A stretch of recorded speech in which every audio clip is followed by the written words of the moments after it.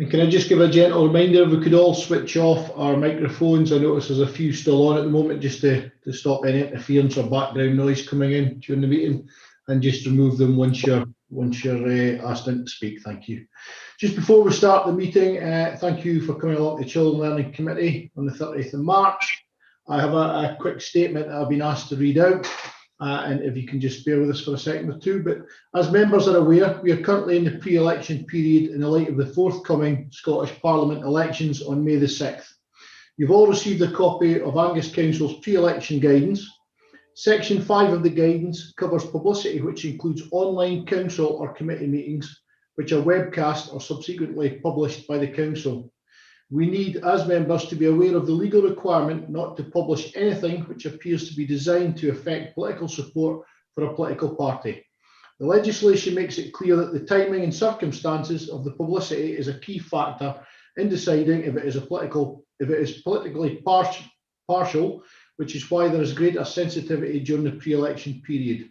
The key test is whether a particular act can be perceived as seeking to influence public opinion or to promote the public image of a particular candidate or group of candidates, whether or not they are existing members. A common sense approach is required, and I would remind members simply to be mindful of this in their discussions and debate today. Thank you. Can I ask, are there any apologies and substitutions?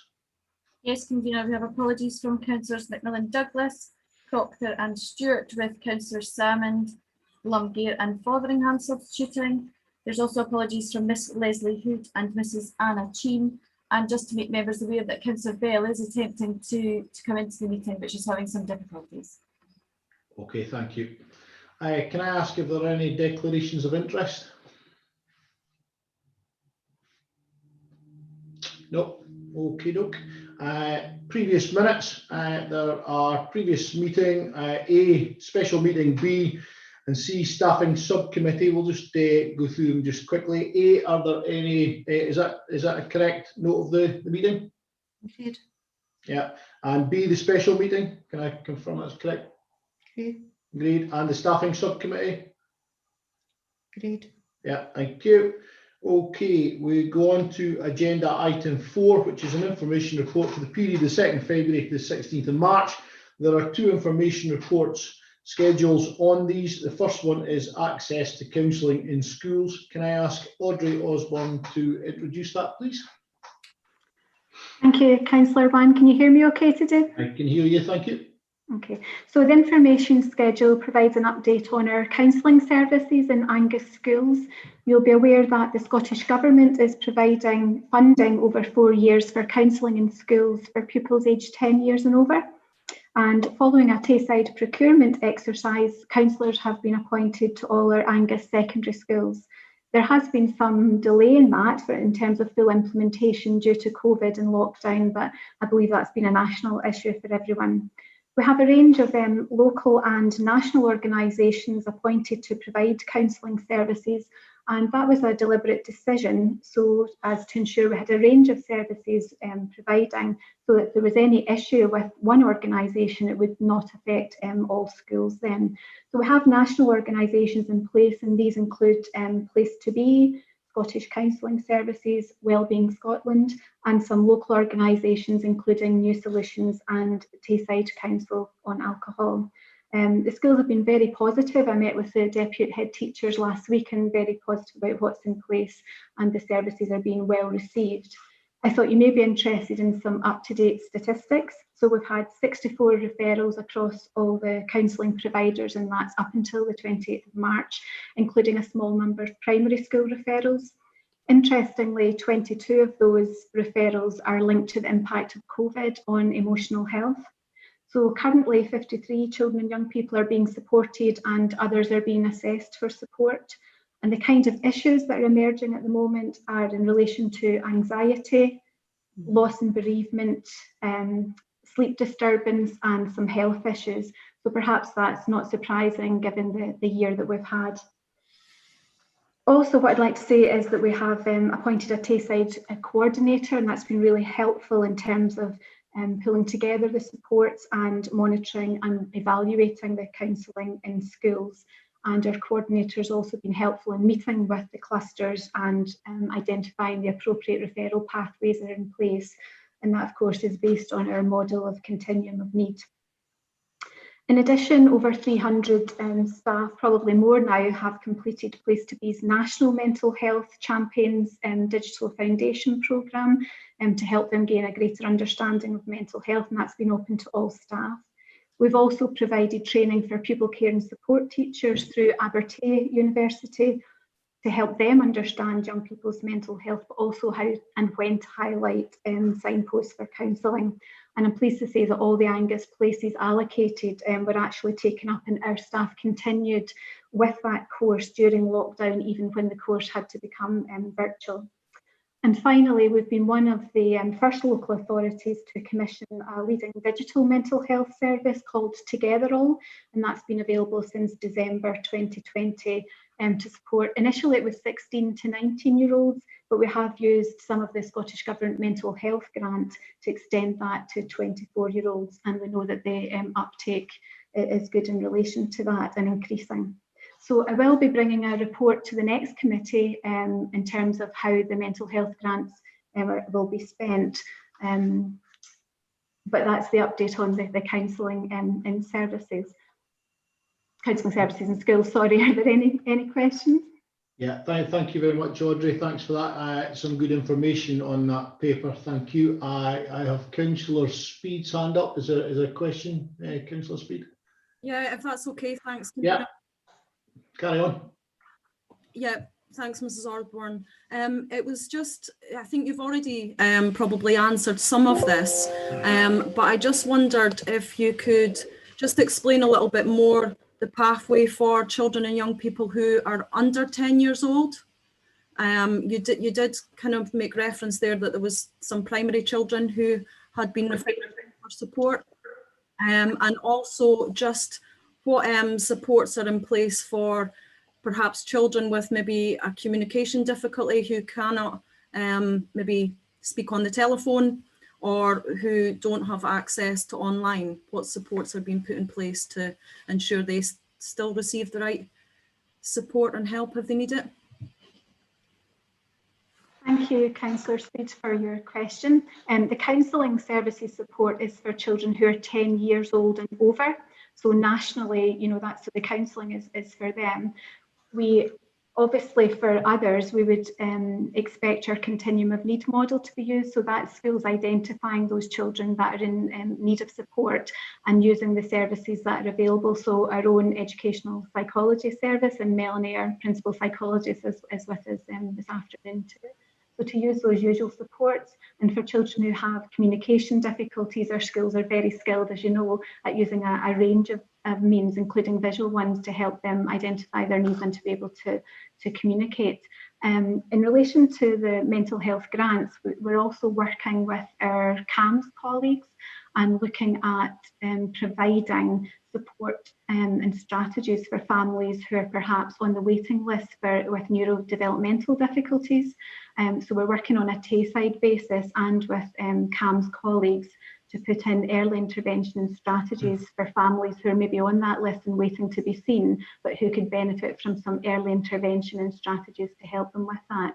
So there's a range of work going on, not just for those, and also using the mental health monies, we're extending peer support, and that's been used in GP surgeries, but we're extending it into communities for the age range 12 to 16-year-olds. So that's worked well so far, and we're using the grant to extend that age range down to make sure that there's supports for a younger age group too. Okay, thank you. Okay, thank you. Councillor Laurie, is that a question? Yep, question, convener.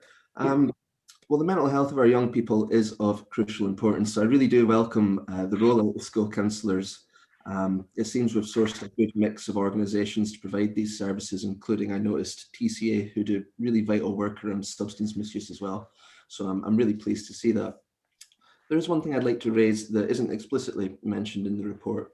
LGBTI people experience significant mental health inequalities, so it's really important that any mental health support is inclusive and recognises how an individual's sexual orientation and gender identity affects their life and experiences. So I'm just seeking assurances really that the counselling services offered to young people, as well as any workshops or training that's offered to school staff, I'm just seeking assurances that that will be LGBTI inclusive. Thank you, Councillor Laurie. Most, if not all, of our secondary schools have groups in relation to LGBTI, and also PC&S staff are those that are making the referrals through to counselling. So they will understand the needs of the young people that they are working with on a day-to-day basis, and will ensure if that targeted support is required that they will refer on, but also accessing a wide range of supports. Not all young people will require counselling. So it is about a continuum of need and recognising a range of supports and services that are available. Okay, thank you. Councillor Julie Bell, question? Very much. I'm really pleased to see this coming forward. I think there's a national recognition that mental health and young people will need additional support, and the number of contacts over COVID doesn't really surprise me. I also endorse Councillor Laurie's remarks about the LGBTQI community, but my question was around modelling for the contracts. At what sort of capacity was built in to the procurement process? If you can give me any details for that, and are we comfortable that we will have sufficient capacity for potential demand and flexibility to respond to that if it exceeds what we expect? Thank you, Councillor Bell. I had a bit of trouble hearing all of your question there, so apologies if I don't answer all of that. I think we were worried initially whether there would be enough counsellors who are qualified to work with children and young people, and we did use our national groups. I think that was a national concern, that there would be enough people qualified, and I think the Scottish Government were aware of that and making it possible for those who are qualified counsellors to do, transferable qualifications to make them available to work with children and young people. So one of the reasons that we went through the procurement process on a Tayside-wide basis was to make sure that there would be coverage across all of Tayside, and that we didn't put all our eggs in one basket, by just having one of the big national organisations providing all of the counsellors. So I think the range of national organisations that we have, as well as local organisations, has ensured that we have counsellors in place. Some of the appointments have been a bit later than we would have hoped, but that's partly been due to lockdown. But all of our schools now have appointed counsellors. Does that answer your question? Sorry, I'm not sure I caught all of it. Yes, thank you. I'm struggling with broadband today, so apologies for that. Thanks very much. That was great. Thank you. I did see Councillor Devine's hand up. I don't know if it's been withdrawn. Is it Councillor Devine? Yeah, thanks, Convener. I was just going to ask, are you envisaging, with all the schools going back after Easter, would you be thinking that there would be much more face-to-face counselling going on? Thank you, Councillor Devine. Yes, I mean, we've been able to provide it remotely thus far, but our counsellors are now in schools and preparing for more young people coming back. So I think there will be the opportunity for more face-to-face conversation. Okay, thank you. I think that's everybody's hands that's been up on that one. So thank you very much, Mrs. Osborne. That was fantastic.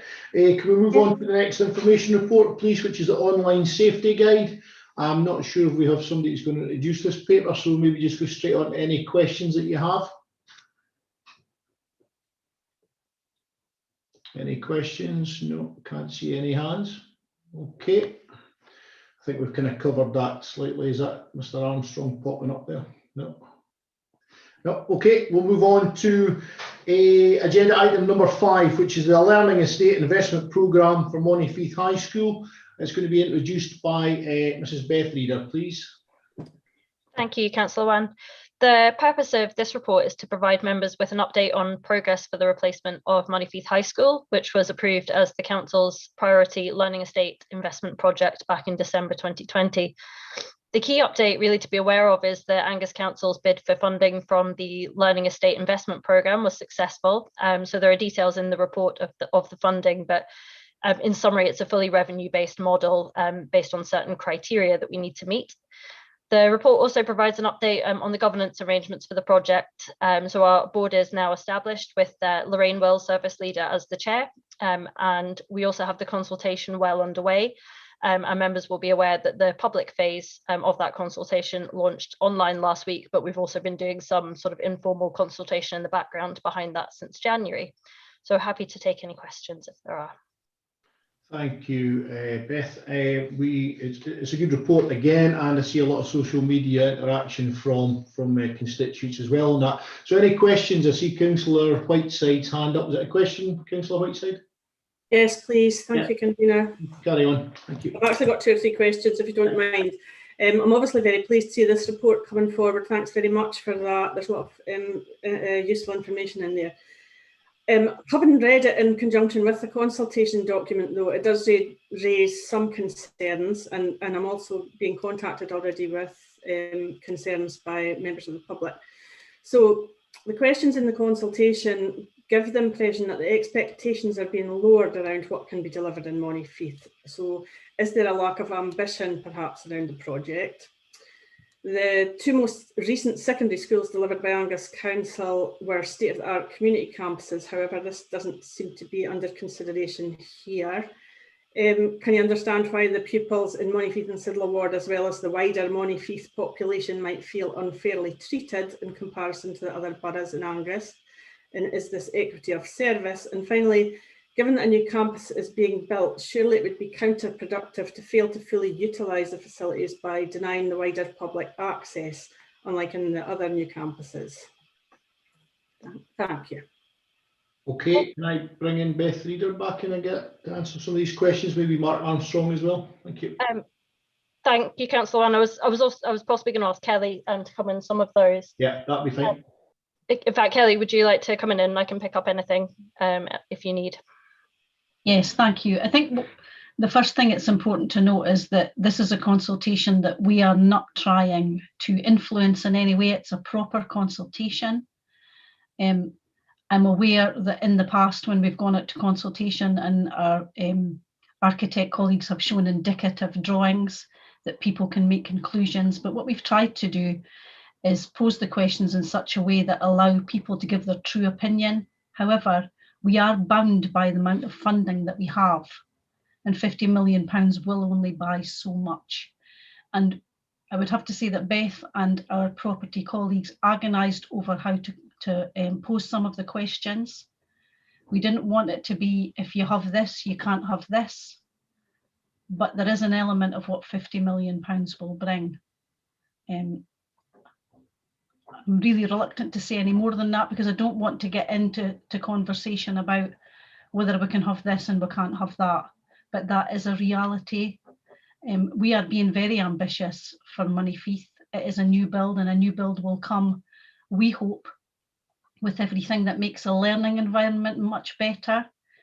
Beth and her team have done a lot of work with Professor Stephen Heppel about things that have been scientifically proven to increase learning around levels of CO2 in classrooms, classroom spaces and how they're designed, the use of glass written walls, things that are not in our campuses. And we're very up to date on what the latest buildings look like. So although Brecon and Forfar are new, they're not the newest buildings for learning across the world. Beth and our colleagues recently were in conversation with professionals in Switzerland over a new build there in preparation for how we view how Monteith will be.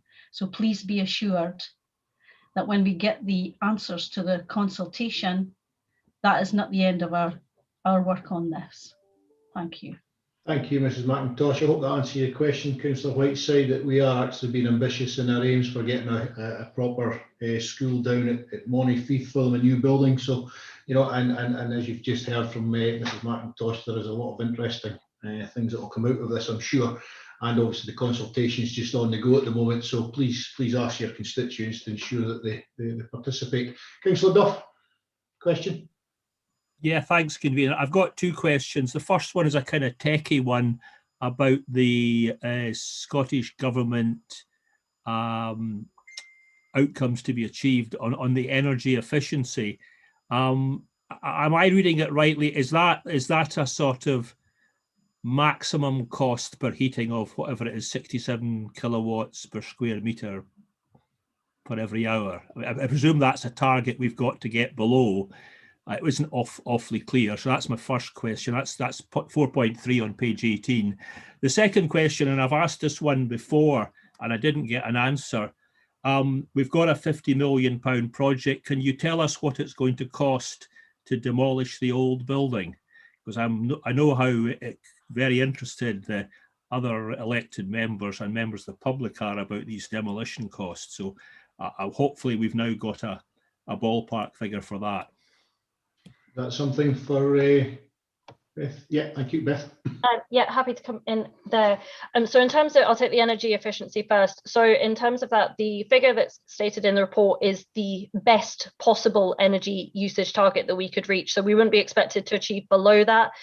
What's not detailed in the report here is that there is actually a number of different levels within that. So the ultimate target is to reach that level. However, it's accepted that that's extremely ambitious. So local authorities will be supported to reach a number of different levels before they get there. So that's being factored in, or it will be factored into the design work once that progresses. But obviously, we're not quite at that stage yet.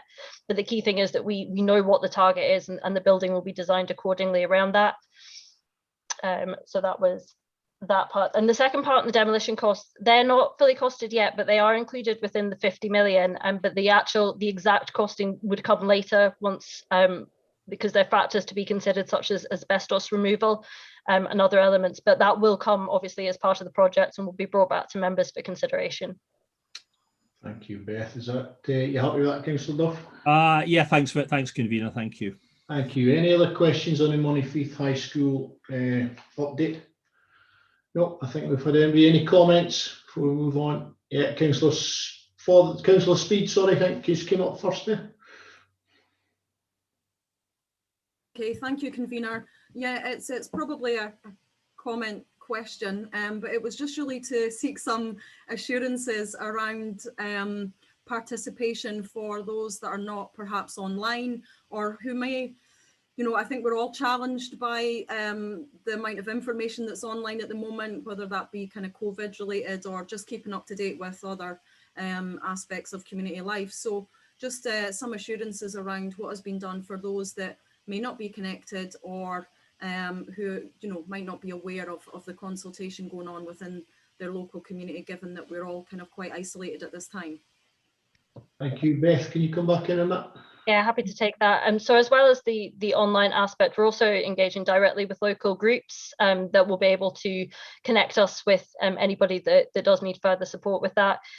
Normally, we would be making paper copies of information available and put in public buildings. Most of those are currently shut, so we're not doing that. However, I know that schools, some schools are printing off copies and having them available should parents, carers come in seeking that. So basically, wherever we're made aware of a support requirement, we'll be addressing that. We do have printable paper copies that can come off the website if somebody had a neighbour or a friend that they were able to ask for that as well. Yeah. Thank you, Beth. I know that came up with our pre-agenda, and it was answered well there as well. So thank you. Good to see that other ways of participation is available. Councillor Fotheringham, please. Thank you, convener. I'll keep it brief. Just to continue what Councillor Whiteside said, I too have had constituents on the phone about the commencement of the consultation. However, like Ms McIntosh has said, I said to them, well, please take part in it. Nothing is set in stone. There is nothing decided. This is long overdue for the pupils of Moneyfeith High School. And as I was there as a pupil when the current building first opened in 1979, I think Councillor Laurie was 30 years after me. But this is long overdue. And as Mrs McAnally, the head teacher, referred to the current place at the moment, the mighty MHS. Well, let's hope that the mighty MHS gets mightier in August 2025. Thank you, convener. Thank you, Councillor Fotheringham. Councillor Whiteside, comment? Thanks, convener. I was going to comment on the consultation, but I think Kelly's given us a full assurance that the consultation will be meaningful and local opinions will be fully considered. I think the one issue that people are getting a bit excited about is the statement in the consultation that no existing dedicated community sport and leisure facilities are there to replace. So there are no budgets to expand this provision, and they feel that that is just like saying it's not fair at the moment, so it will never be fair. So that was just a comment that's coming back to me. And finally, my colleague Councillor Hans raised a point about the quality impact assessment, section 13, relating to the Fairer Scotland duty. Because the high school replacement is linked to the developing schools strategy for the future, answers need to be given in her opinion regarding the impact on rural areas, etc., and planned mitigation. And she points out that rural schools can't be ignored until the next 30 years review. So I said I'd pass those comments on. Thanks. Okay, thank you, Councillor Whiteside. Any other comments on this paper? Doesn't look like it. Okay, thank you. Is that agreed? We've got recommendations, yeah. Everybody happy with that? I think I've lost everybody. Yep. Yeah, thank you.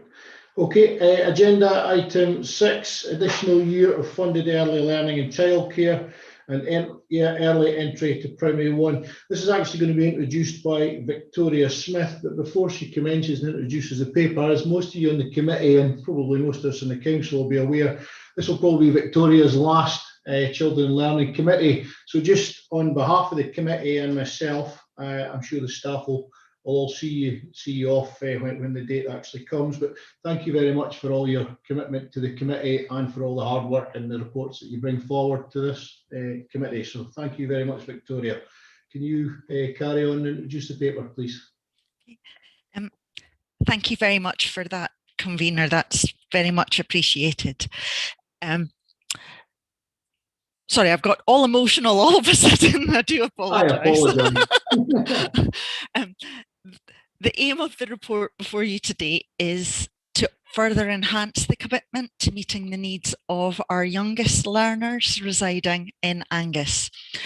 For the majority of these learners, the transition from quality ELC settings into primary is seamless and completely meets their developmental needs. However, for some, an additional year of funded early learning and childcare is viewed to be advantageous. The content of this report is therefore responsive to the developmental needs of our youngest citizens and demonstrates Angus's further commitment to the importance of play-based learning. I therefore commend the recommendations within this report to you. Thank you. Thank you, Victoria. Much appreciated. Can we start off with questions on the paper? Anybody have any questions? No, no hands going up. Looks like you might be getting off with an easy one here. Any comments on the paper? And no comments either by the looks of it. Thank you very much. Oh, comments from Councillor Whiteside, just got on in time. And Councillor Devine next. Here we all go. Councillor Whiteside. Thanks, convener.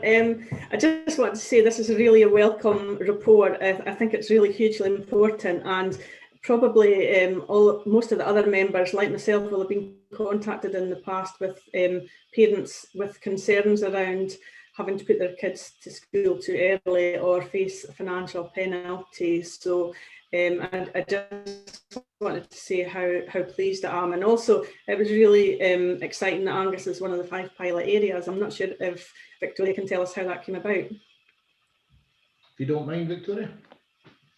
Certainly. Thank you, Councillor Whiteside. It came about simply because at a national meeting, we were asked to volunteer if we were willing to be considered to be part of the pilot.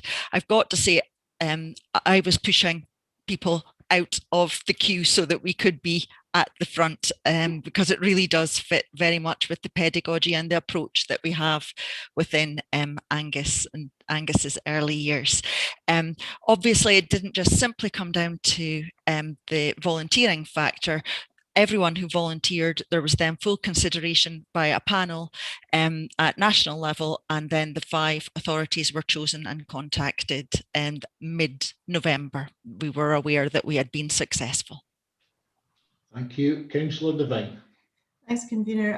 I was just going to say it's really good news that Angus is one of the pilot areas. I I so much appreciate the work that's going on in ELC, and even in primary one, there's much more play-based learning now. And I don't think a lot of people quite understand that in some instances, that they're not going in just to get to that reading and get to that, all the literacy. We need all the preparation for that through the play. And I also want to say thank you, Victoria, for the amazing help and advice you've given us. And you have been on top of everything. So we're going to miss you, but good luck. Bye-bye. Yeah, thank you. The GTC's gain, our loss. Thanks, Victoria. Appreciate that. Thank you. Right, we have 3 recommendations to consider. First recommendation is notes the national plan to broaden the criteria for eligibility for an additional year of funded ELC from August 2023 and Angus Council's role in the pilot scheme commencing 21. Number 2, notes the change made to the ELC application categories as a result of the pilot scheme. And number 3, agrees to confirm the Angus policy that all requests for an early entry of children to primary 1 will be declined with immediate effect. Are we agreed? Thank you. We're all agreed. Okay, we then go on to agenda item number 7, school admissions and placing requests. It's going to be a busy day for Beth. Can I ask Beth Reader to come back in and introduce the report, please? Thank you, Councillor Wan.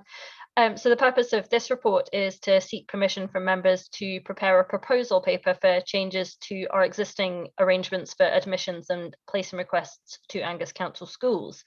Separate arrangements exist for early years admissions and they're not within the scope of this paper.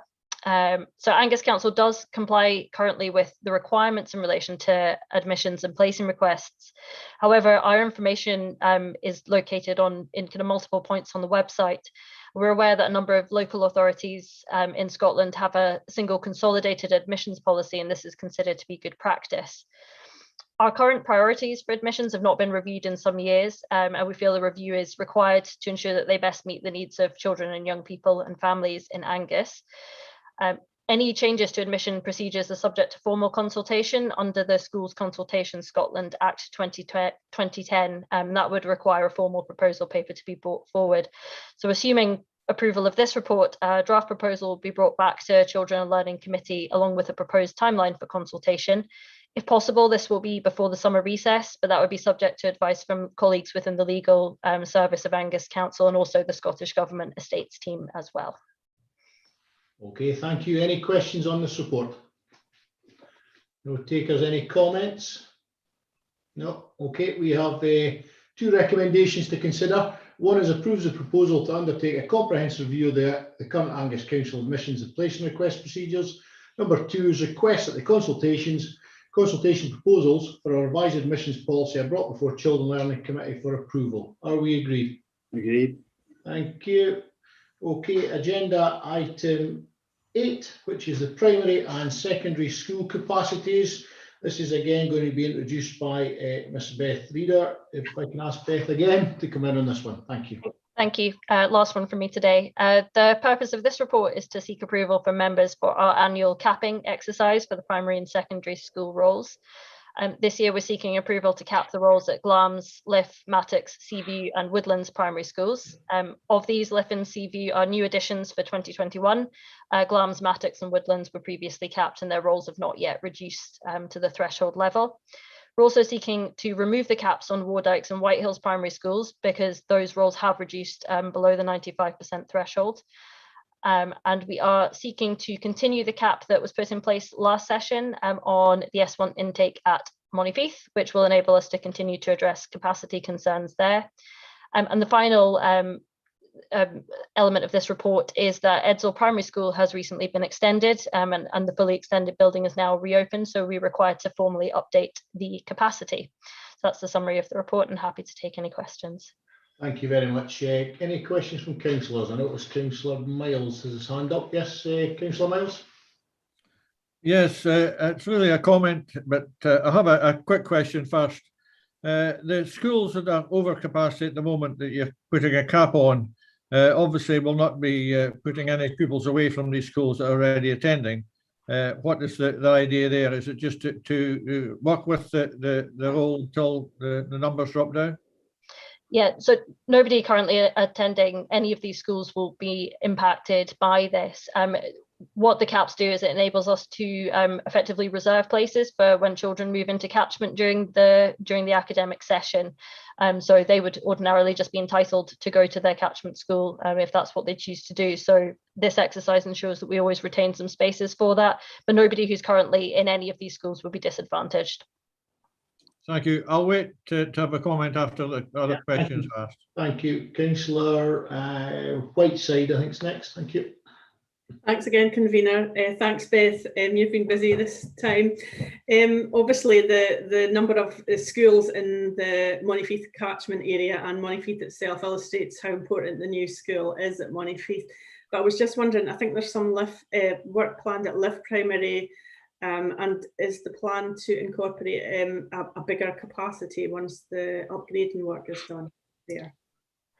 The work for Liff, so we're going to be returning to that at some point during this phase of the Schools for the Future programme. As it was agreed in the current strategy, is not to increase the capacity, but I think all elements would need to be looked at within that. But I wouldn't like to second guess what's going to happen there just because we haven't really begun that piece of work in earnest. Okay, thank you. Councillor Devine. Thanks, convener, and thank you, Beth. You certainly deserve your award. Thank you. Congratulations on that. Thank you very much. I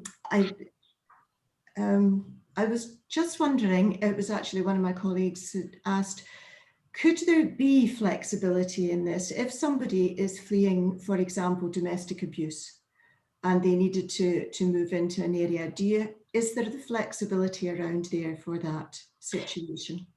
Yeah, absolutely. I mean, we consider all requests as they come in kind of on an individual basis. And I think that where circumstances like that would highlight would be a decision taken by the appropriate service leader in conjunction with the school about what the best outcome for that would be. It would be slightly more challenging if a school was at its capacity, particularly in one of our rural schools. But we would work with the family as well to find the best solution for that.